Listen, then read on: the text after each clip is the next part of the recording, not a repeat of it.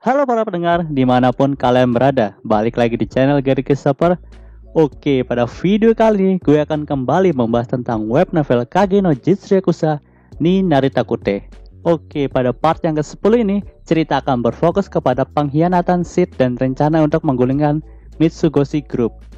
Oke deh, tanpa basa-basi lagi, mari kita mulai langsung pembahasannya. Cerita dimulai di Menara Putih Outlaw City. Saat itu, Yukime sepertinya sedang menunggu kedatangan seseorang yang penting. Dan hal itu bisa dilihat dari raut wajahnya yang sangat serius. Setelah beberapa saat, datanglah seorang pendekar pedang berjubah hitam yang masuk melalui jendela ruangan tempat Yukime berada. Yaps, di sini ternyata Yukime sedang menunggu kedatangan dari Shadow. Dan di sini kita diperlihatkan ternyata Shadow menerima undangan dari Yukime untuk datang ke menaranya. Saat Shadow datang, Yukime langsung menyambutnya dengan sangat hangat. Dan di sini, Yukime juga berterima kasih kepada Shadow karena ia telah menyelamatkan dirinya dari insiden Queen of Blood itu. Saat itu, Yukime pun langsung memerintahkan kepada kedua pelayan kepercayaannya untuk melayani Shadow. Namun ya, karena MC kita tidak tertarik dengan wanita, jadi Shadow pun menolaknya. Di sini Shadow juga berkata bahwa alasan kedatangannya ke sini adalah untuk merekrut Yukime dalam rencananya. Setelah mendengarkan perkataan dari Shadow, Yukime pun langsung terkejut. Dan di sini, ia juga penasaran tentang rencana apa yang coba dilakukan Shadow kali ini. Shadow pun menjelaskan bahwa akhir-akhir ini, Mitsugoshi Group sedang naik daun dan berkembang pesat. Tapi tentu saja perkembangan dari Mitsugoshi Group itu akan membuat seluruh pesaingnya iri kepada Mitsugoshi Group. Dan pada akhirnya, pesaing-pesaing dari Mitsugoshi Group itu pun membuat sebuah aliansi dagang yang cukup besar untuk menggulingkan dari Mitsugoshi Group dengan cara apapun, walaupun mereka harus menggunakan cara kotor sekalipun. Untuk itu, Shadow pun ingin membuat sebuah rencana untuk menggulingkan Mitsugoshi Group dan aliansi dagang itu. Tapi di sini gue belum yakin 100% ya dengan kata-kata Shadow ini. Namun, setelah gue cek terjemahan versi Inggrisnya juga, di sini Shadow emang pengen menggulingkan Mitsugoshi Group. Tapi jika memang Shadow benar-benar ingin melakukan hal itu, maka Shadow sendiri bisa dikatakan sebagai pengkhianat bagi Shadow Garden dong. Karena memang Mitsugoshi Group itu adalah perusahaan dan pemasok uang bagi Shadow Garden. Di sini, Shadow juga ingin Yukime untuk bekerja sama dengannya dalam mendirikan serikat dagang yang baru. Namun tentu saja, Shadow hanya akan menjadi penguasa dalam bayang-bayangnya saja. Dan kekuasaan yang akan diperlihatkan kepada publik adalah Yukime. Saat itu, Yukime benar-benar terkejut dengan apa yang dikatakan oleh Shadow. Yukime merasa bahwa dirinya semakin jatuh cinta kepada Shadow. Karena selain memiliki kekuatan yang hebat, Shadow juga memiliki kelicikan dalam menguasai perekonomian dunia. Ya jelas sih, karena memang dari awal tujuan dari Shadow itu kekuasaan dan harta. Yukime pun akhirnya sepakat untuk membantu Shadow dalam membuat sebuah serikat dagang yang baru untuk menghancurkan Mitsugoshi Group dan aliansi dagang pesaingnya. Dan serikat itu bernama White Fox Group. Panel cerita pun berpindah ke sebuah malam di lorong kota Midgar. Saat itu, ada beberapa kereta kuda milik Mitsugoshi Group yang sedang melintas. Dan nampaknya, mereka sedang melakukan sebuah pengiriman barang dalam skala yang sangat besar. Dan hal itu bisa dilihat dari kereta mereka yang penuh dengan barang penunjang kehidupan yang akan dijual di Midgar. Tapi, setelah mereka mulai memasuki lorong yang agak gelap, tiba-tiba saja kereta itu dihadang oleh sekelompok bandit yang berusaha untuk merampok mereka. Jika dilihat sekilas, mereka terlihat seperti bandit pada umumnya. Namun, mereka memakai perlengkapan persenjataan yang sangat lengkap dan nampak baru. Jadi bisa disimpulkan, mereka adalah para kesatria bayaran yang disewa untuk menghancurkan pendistribusian barang dari Mitsugoshi Group. Saat itu, semua pegawai dari Mitsugoshi Group pun tertangkap dan dilumpuhkan oleh para kesatria bayaran itu. Dan hanya tertinggal satu orang saja yang belum dilumpuhkan, yaitu gadis elf berambut perak. Yaps, itu adalah Beta.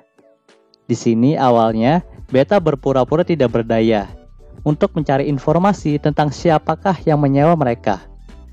Dan setelah ia mendapatkannya, para kesatria bayaran itu pun langsung dihabisi oleh Beta. Saat itu, Alpha pun datang untuk menemui Beta, dan di sini Beta pun melaporkan situasinya bahwa serangan ini terjadi karena aliansi dagang mulai bergerak untuk menghancurkan mereka. Mendengarkan hal itu, Alpha pun langsung tersenyum dan berkata bahwa perang akan dimulai dari sekarang. Panel cerita pun berpindah ke karakter Shadow dan Yukime. Saat itu, penampilan Shadow pun berubah drastis karena ia memakai setelan jas modern dan topeng putih. Dan di sini, ia tidak lagi memakai kode nama Shadow, melainkan ia memakai kode nama John Smith. Duh, emang MC kita yang satu ini sifatnya complicated banget. Sumpah gue juga gak ngerti jalan cerita dalam arc ini. Saat itu, mereka berdua sedang berada di rumah persembunyian dari Yukime yang bernama Falling Water. Itu adalah sebuah rumah bergaya klasik Eropa yang sangat indah. Di sana, mereka berdua sedang berbincang-bincang tentang perkembangan perselisihan antara Mitsugoshi Group dan aliansi dagang. Saat itu, Yukime pun menjelaskan bahwa ia tidak terlalu peduli dengan keadaan Mitsugoshi Group, tetapi sebaliknya, ia memiliki dendam kesumat terhadap pemimpin aliansi dagang itu yang bernama Getan. Di sini sepertinya Yukime pernah berselisih dengan Getan, dan saat itu Yukime kalah telak dan Yukime memiliki bekas luka bakar yang cukup besar di punggungnya. Yukime pun berkata itu adalah bekas luka yang disebabkan karena perselisihannya dengan Getan. Di sini terlihat jelas Yukime sangat dendam sekali dengan Getan. Ia juga berkata bahwa ia akan menghancurkan Getan sampai ke titik ia tidak bisa bangkit kembali. Itulah sebabnya Yukime bergabung dengan Shadow untuk menghancurkan aliansi dagang dan Mitsugoshi Group. Panel cerita pun berpindah lagi ke karakter Sid, Jaga, dan Hiro. Saat itu ternyata hari itu adalah hari libur, jadi mereka memutuskan untuk berjalan-jalan di kota. Di sini, mereka pun mengunjungi sebuah toko untuk membeli sebuah cemilan, dan tanpa sengaja, Jaga mengeluarkan uang kertas yang baru saja didistribusikan oleh aliansi dagang, dan hal itu sangat menarik perhatian dari Sid. Karena memang mata uang zeni yang biasa dipakai adalah dalam bentuk logam. Tetapi kali ini ada uang baru berbentuk kertas. Saat itu juga, Hiro mengeluarkan sebuah uang kertas pendistribusian dari Mitsugoshi Group. Dan lagi-lagi, hal itu menarik perhatian dari Sid. Ketika Sid melihat detail kedua uang itu, ternyata dalam cetakan Mitsugoshi Group terdapat sebuah watermark. Sedangkan yang dicetak oleh aliansi dagang tidak memiliki watermark. Dan ketika itu juga, Sid sadar bahwa ia telah menceritakan sebuah sistem uang kertas dan juga sistem kredit kepada Alpha dan kawan-kawannya. Dan saat itu juga, Sid terfikirkan sebuah rencana jahat untuk menjatuhkan Mitsugoshi Group dan aliansi dagang, yaitu dengan cara membuat uang kertas palsu untuk melumpuhkan kepercayaan masyarakat kepada kedua serikat dagang tersebut. Setelah puas berkeliling bersama temannya, akhirnya Sid pun kembali menyamar menjadi John Smith untuk menemui Yukime. Saat itu, ia langsung mengatakan rencananya kepada Yukime bahwa ia akan membuat sebuah uang kertas palsu untuk menjatuhkan kepercayaan masyarakat terhadap Mitsugoshi Group dan juga aliansi dagang itu. Dan pada akhirnya, mereka pun akan jatuh sendiri tanpa menggunakan kekerasan. Dan pada saat itulah, White Fox Group akan muncul sebagai serikat dagang yang baru yang akan menggantikan posisi dari Mitsugoshi Group dan juga aliansi dagang tersebut. Mendengar rencana luar biasa dari John Smith membuat Yukime sangat senang, dan di sini ia berkata bahwa mereka berdua harus merayakannya dengan minum wine pada malam ini. Panel cerita pun berpindah ke sebuah rumah kayu yang dulunya dijadikan markas oleh Alpha dan Sid saat pertama kali mereka mendirikan Shadow Garden. Di sini, Alpha sedang merapikan beberapa dokumen penting milik Shadow Garden, dan saat itu juga ia mencium sebuah aroma kayu yang sangat khas dari rumah tersebut, dan aroma itu mengingatkan dengan masa lalunya saat bersama tuannya yaitu Sid. Saat dulu, rumah kayu itu hanya dihuni oleh Sid dan Alpha saja. Setiap harinya, Sid menemui Alpha saat malam hari untuk makan malam bersamanya. Alpha selalu menyukai kebersamaannya ketika bersama dengan Sid. Ia juga selalu masak makanan untuk Sid dan ia santap setiap harinya. Dan di sini, Sid juga sangat senang dengan Alpha. Setiap harinya, mereka menjalani hidup dengan indah, di mana Sid tidak hanya bermain rumah-rumahan dengan Alpha, melainkan ia juga mengajari Alpha ilmu seni berpedang dan juga ilmu sihir. Saat itu, Alpha merupakan bocah elf yang paling pintar ketika di desanya. Namun tak disangka, kepintaran Alpha kalah telak oleh Sid. Bahkan pengetahuan Sid tentang dunia sosial dan ekonomi jauh melebihi Alpha. Bukan hanya itu, bakat ilmu berpedang dan bakat ilmu sihir dari Sid pun berada di atas Alpha. Saat itu juga, Alpha merasa sangat kagum dengan Sid, dan ia juga mengatakan bahwa hanya Sid lah yang pantas menjadi tuannya. Rumah kayu itu pun tidak selamanya ditinggali oleh dua orang saja. Tetapi setelah beberapa lama, datanglah gadis elf lain yang diberi nama Beta oleh Sid. Tak disangka, Beta dulunya merupakan kenalan dari Alpha saat di desa elf. Namun, saat Alpha terkena kerasukan iblis, mereka menjadi terpisah. Dan akhirnya, Beta juga kerasukan iblis dan berakhir diusir juga. Awalnya, Beta merasa takut kepada Sid karena memang bisa dibilang Sid memiliki sifat yang sangat aneh. Beta terus saja bersembunyi di balik punggung Alpha ketika Sid menyapanya. Namun lama-kelamaan, sifat penakutnya itu berubah menjadi rasa kagum kepada Sid karena aksinya dalam memperluas pengaruh dari Shadow Garden ini. Setelah beberapa lama, mereka juga mendapatkan dua anggota baru lagi, yaitu Gamma dan Delta. Kedua anggota ini bisa dibilang unik, karena memang mereka tidak bisa pernah akur. Namun kemampuan yang mereka miliki saling melengkapi, di mana Gamma memiliki kecerdasan yang super tinggi yang mampu memahami berbagai hal dengan cepat, tetapi memiliki kemampuan fisik yang cukup rendah.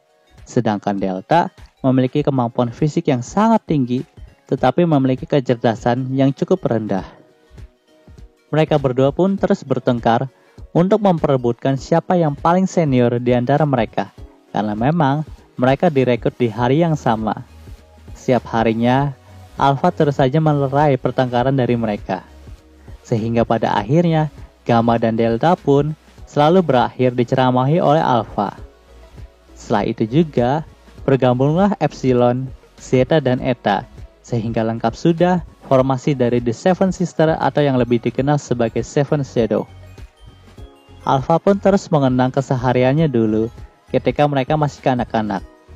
Dan tiba-tiba saja masuklah Gamma untuk memberitahu Alpha untuk melakukan rapat rutin dari Mitsugoshi Group. Tetapi di sini Alpha malah membicarakan tentang masa lalu mereka dengan Gamma, dan tentu saja Gamma juga sangat rindu dengan masa-masa seperti itu. Tetapi kini mereka harus menghadapi perang untuk memenangkan Mitsugoshi Group terlebih dahulu, sehingga tidak ada pilihan lain selain untuk terus maju dan terus berkembang agar tidak terlalu terpaku dengan masa lalu mereka. Entah kenapa saat gue pertama kali baca chapter ini, gue rasa akan ada plot twist yang sangat kejam dalam arc kali ini. Karena memang situasi dalam ceritanya juga sangat mendukung. Tapi kita saksikan saja terus ceritanya. Panel cerita pun berpindah lagi ke karakter Delta. Di sini nampaknya ia sedang berada di ibu kota Midgar karena diperintahkan oleh Alpha.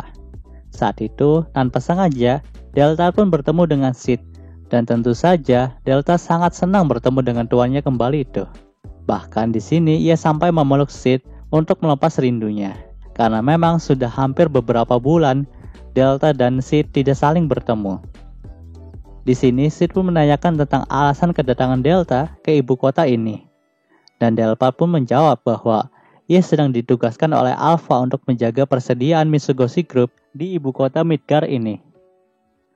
Tapi tiba-tiba saja Delta mengatakan bahwa Sid bau rubah. Yaps, di sini hidung Delta bisa mencium bau seseorang, apalagi bau rubah yang merupakan musuh alami dari rasnya sebagai anjing hutan. Tak mau ketahuan, jika ia sudah bertemu dengan Yukime, Sid pun langsung membuat alibi bahwa dirinya baru saja memburu rubah. Mendengarkan hal itu, Delta pun menjadi semangat dan berkata bahwa ia ingin berburu rubah juga dengan Sid. Tetapi di sini, Sid pun mengatakan bahwa lebih baik jika ia dan Delta berburu bandit seperti biasanya. Dan perburuan itu akan dilakukan besok. Jadi Delta pun sangat senang dan menantikan perburuan ini. Keesokan harinya, Delta dan Sid pun pergi keluar Midgar untuk berburu beberapa bandit di sana. Delta pun berlari di depan Sid karena memang menemukan lokasi bandit adalah hal yang paling sulit dilakukan dalam perburuan ini. Jadi itu sebabnya Sid memerlukan Delta untuk mencari mereka karena indera dari Beastman sangatlah tajam. Bahkan di sini, Sid pun mengakui bahwa ia tidak akan bisa menang melawan Delta dalam hal penciuman dan pendengaran untuk mengetahui lokasi musuh. Bakat berburu dari seorang Beastman memanglah sangat istimewa. Dan saat itu akhirnya, mereka pun menemukan beberapa bandit di suatu hutan. Dan seperti biasanya, Delta tidak bisa menahan nafsu membunuhnya untuk membunuh setiap musuh yang ada di depannya. Saat itu, Delta benar-benar menggila dan hanya menyisakan satu bandit saja yang belum dibunuh. Tetapi tiba-tiba saja, bandit itu pun melepas topengnya dan berkata bahwa ia mengenal Delta. Di sini, bandit itu memperkenalkan dirinya sebagai Ole, yaitu kakak dari Delta. Dan saat itu, ia juga menyebut Delta sebagai Sarah. Mungkin itu adalah nama Delta sebelum Delta dibuang oleh ayahnya karena kerasukan iblis. Di sini, Ole juga menjelaskan bahwa ras mereka saat ini sedang bekerja sama dengan pahlawan legendaris yang bernama Getan. Mendengarkan nama itu, membuat Sid mengingat sesuatu. Yaps, nama itu adalah nama seseorang yang melukai Yukime. Dan di sini, Ole pun meminta pengampunan kepada Delta. Namun hal itu percuma saja, karena memang Delta tidak memiliki belas kasih kepada makhluk yang lemah. Jadi seketika itu pula, Ole langsung dihabisi oleh Delta. Di sini, Delta pun menjelaskan bahwa ayahnya memiliki banyak keturunan. Jadi Delta tidak bisa mengetahui tentang semua saudaranya itu. Dan karena hal itulah yang menjadi alasan ia menghabisi Ole. Dan cerita di chapter ini pun ditutup dengan Delta yang mengajak Sid untuk memburu ayah dari Delta, supaya Sid bisa menjadi raja atas ras Beastman.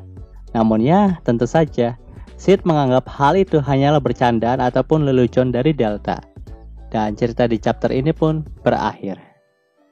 Oke, mungkin segitu dulu pembahasan web novelnya kali ini ya. Jika kalian suka video ini, jangan lupa untuk like, komen, dan juga subscribe ya. Dan juga share, agar gue lebih semangat lagi dalam membuat video dalam channel ini. Terima kasih telah mendengarkan sampai detik ini, dan sampai jumpa.